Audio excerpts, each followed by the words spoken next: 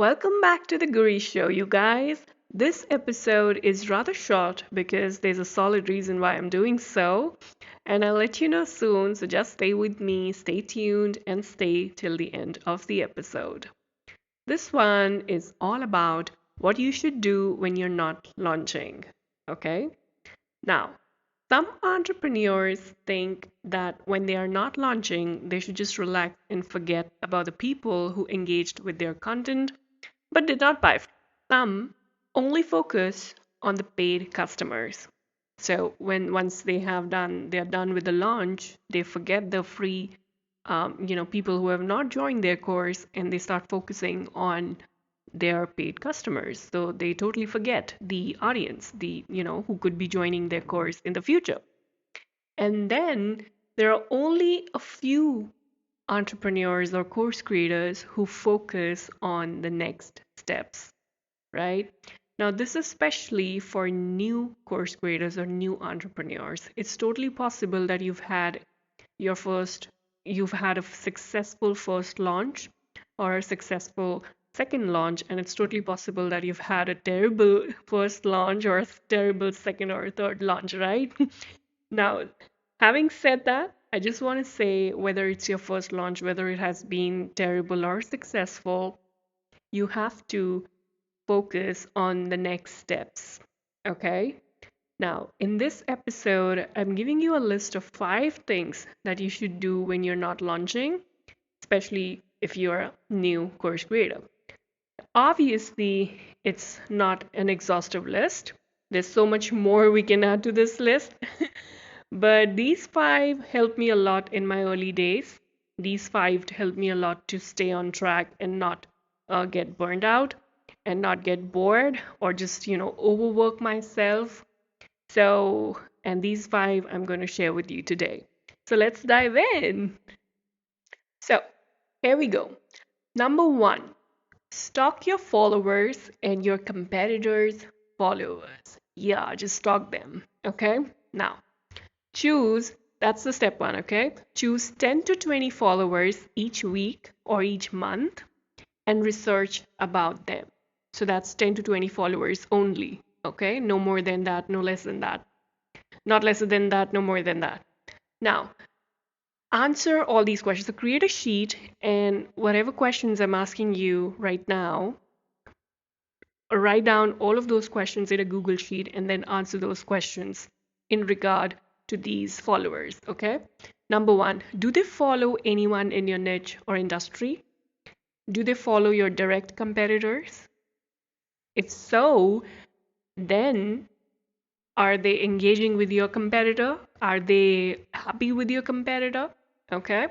Are they active in their Facebook group? Right? Do all of that research. Then, what Facebook pages do they like? So, if they're active on Facebook, what pages do they like? Where are they hanging out? In which other groups are they hanging out? Right? So, uh, keep a check on that. Just figure that. Just make sure that you do that for just 10 or 20 people. Okay, and that keeps you focused. So, next thing, how far do they live? How, what's the distance? How far do they live from you? And that gives you an insight on the language barriers, okay? The income differences, the cultural differences. And that is so, so important because if somebody is just living in another continent, obviously there'll be language barriers. Obviously, there are going to be cultural differences. Okay, and I just hope that makes sense, right? And then we have, yeah, the next thing that is make sure. So if you are only focusing on female audience, then you don't have to write this down whether your follower is a female or a male. Otherwise, you can do that. Mention whether they are married or in a relationship or single or divorced. Do they have kids? Are they married with kids or are they single parents? Try and write everything that's possible. What kind of a job they are doing, if they're already doing a job. Have they left their 9 to 5 job and then they switched to this online thing, or are they still doing their 9 to 5 job and still, and still, like started their online business, or are they doing nothing? Okay. And then the next thing is, are they active on social media? So make sure, because sometimes, people follow your competitor, people follow you, but they may be liking your posts and whatever you're doing on social media, but it's possible that they are not active on their social media, which means that they are not doing anything on their Facebook or on their Instagram. Now, here's another thing. It's totally possible that somebody is active on Facebook, but they are not active on Instagram. Or maybe they are active on their website because they are publishing blogs every single week or every single month, but they're not doing so. That's why they're not, uh, focusing on Instagram or Facebook, because they are giving all their energy, all their effort to their blog, right? So it's totally possible. So when you answer this question, are they active on social media? Please consider this, that it's possible that they're not active on a different platform. Okay. And sometimes people focus on one platform, right? Rather than spreading all the wings and being present on every other platform, right? Okay, so do this. I'm going to repeat this for you. So choose, this is step one. This is first thing, not step one. This is the first thing that you should be doing. You should be stalking your followers and your competitors' followers. So choose 10 to 20 followers each week or each month, depending on your schedule, and research about them. So do create a Google Sheet and answer all these questions one by one for all of them. Do they follow anyone in your niche industry? Do they follow your direct competitor? What Facebook pages they like? What Facebook groups are they part of? How far do they live from you? And because, in that way you can know their language barriers, income differences, cultural differences, etc. Then, are they female, male, the gender? Are they married, in relationship, single, divorced, married with kids, single parents? Do they have a job? Are they still in their job and doing the online business, etc., etc.? Okay, you get the point. And are they active on their social media? Okay, once you've done that, move on to the next step, which is create listicles and how-tos. This is something that I loved doing in my early days, and I also love doing step one in the first thing. I also love doing this one because this kind of saves a lot of time. Because so this one is create listicles and how-tos. Whenever I'm free, whenever I'm not launching, whenever I have nothing to do, I simply sit down and create listicles. Now, listicles are like 5 things to dash, and dash could be your benefit, outcome, result, or 5 ways you can dash. So that completely depends on your niche. Okay, it could be an outcome, benefit, result. For example, 5 things to remember before you launch your online course. 10 ways you can launch an online course. 21 ways my client surprised me with her excellent communication skills, anything like that. So these are listicles, and then how to is like how to achieve X with or without Y in 5 days. So that's a time bound thing, right? Now, when you're starting or when you're, just out of your launching phase, I would suggest focus on creating 3 or 5 steps listicles, like, 3 things you can do, 3 ways you can do XYZ, 5 ways you can do XYZ, and 3 ways you can do XYZ. Reason is because if you start going beyond 3 and 5, you everything just might lead to more stalling. So you might just get into that phase when you start judging yourself and procrastination pop in and imposter syndrome pop in, and all of that. So in order to avoid that, and in order to keep you less strained, because since you're just out of that launching phase, I don't want that you feel more burden. I think 3 or 5 numbered listicle is just good to go, right? Do that. I love it because whenever I am creating an Instagram post, this three-step listicles, five number listicles, they just work so well for my clients and for me as well. And also, you can go live in your Facebook group and do this. You talk about three things, talk about five things, and they are so quick. And still, even though you're not spending too much time on creating content, you're still able to, have that presence. So people feel that you're still there, like you did not just vanish. Okay? And that's what we want. We don't want our people to feel that we just vanished after the launch. Okay. And secondly, it's also easy. It's not taking too much of your energy and time because it's only three steps. It's only five steps. Okay. So do this. Then the third thing that you should be doing is pick up your favorite content from step two, or from the listicle that we just talked about, not created, and repurpose it for Instagram, IGTV, Pinterest, email, YouTube video, blog, podcast, etc. Okay? Take your best clip from the video or phrase from the blog and use it for a different platform. So this is something that you should be doing. So even though you're just spending 15 to 20 minutes and creating a three-step or three-number listicle, still you're creating so much content. You're creating content for every single platform, right? You're creating a video, you're creating an Instagram post, and it's just a 15-minute job, and still, you are there.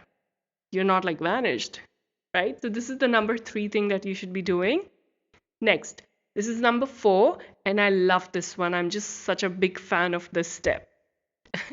And this one is create folders in Google Drive and save relevant Facebook ads, social media posts. Just take screenshots and keep saving them in this Google Drive folder. Start creating a library of yourselves, the swipe files, and then in later, you can offer this swipe file to your paid customers and they'll be delighted because they don't have to do that work, which you just did, you've been doing for months or weeks or years for them. So they'll be delighted, okay? And they'll stick with you because you've given them everything. I hope this makes sense. So today onwards, start creating this creative oh my goodness, create a folder in Google Drive and then start saving relevant Facebook ads, social media posts, emails from people across the industry and from unrelated industries as well. That's what I love doing. I love keeping emails from unrelated industries as well because that gives me a broader perspective on things and that gives me a lot of content ideas as well. Okay, awesome. Last step. So this is the last thing that I love doing, and not many people prefer this because they just believe in self-exhausting and burning out, especially when you're starting, so when they're starting their own business. So this is self-nurturing. Even though you're starting out, even though you want to do every single thing, even though you want to just um, expand your online business, sell your online course, even though you want to be out there in front of every single person, every single prospect, you still have to take out time for self nurturing, for relaxing, for meditating, and spending time with your family, right? For having deeper conversations. And these deeper conversations can be with your family members or even with your previous clients or with your new students, right? If they want to. And just observe how subtle and even though it's just so subtle, still it's so amazing, right? So experience that. I love doing that. And this is the best tip I can, and this is the best thing that I can ask you to do, that, relax and connect with people and see, observe, feel that even though, you're not launching and you're not in that speed, you're not in that hustle mode, still you can spend so much quality time with people and, you know, gain so much perspective just by staying with them, sitting with them, and enjoy so much of the time, right? I love doing that. So these are the five things. I want to quickly repeat these five things for you. Number five is self-nurture, the last one. Relax, meditate, spend time with your family, with your friends, have deeper conversations. That's more important, okay? And observe. Observe people, observe what's going on around you, and just relax, okay? And number four was create a folder in Google Drive and then start saving everything that you like, everything that you see and like on Facebook, in other Facebook groups, on Instagram, and start putting it in a separate folder in Google Drive, and that you can share with your clients or with your future students, right? The third thing that you can do is pick up your favorite content piece and repurpose it for Instagram, for different social media platforms, all right? Another thing that you have to do is start creating listicles. And if you're just starting out or if you're new to this online space, I would suggest, or maybe you are, doing everything in your business all by yourself and you don't have a VA, you don't have a content writer, then I would suggest that focus on three or five numbered listicles, okay? Like 3 steps of doing so and so, 5 steps of doing so and so, because it kind of saves time and then you don't enter into that, procrastination, you don't stall things, and imposter syndrome kind of don't bother you. All right, the last thing is stalk your followers and answer 5, 6, 7 questions that I discussed at the beginning of this episode. Answer all those questions for these 10, 20 followers each week or month. That completely depends on your schedule. All right. Now, once you've done that, we're good to go. Enjoy. All right. In the sense that keep doing that. Now, I'm super excited that you listened to this episode and leave a review, leave a comment wherever you're listening to this one.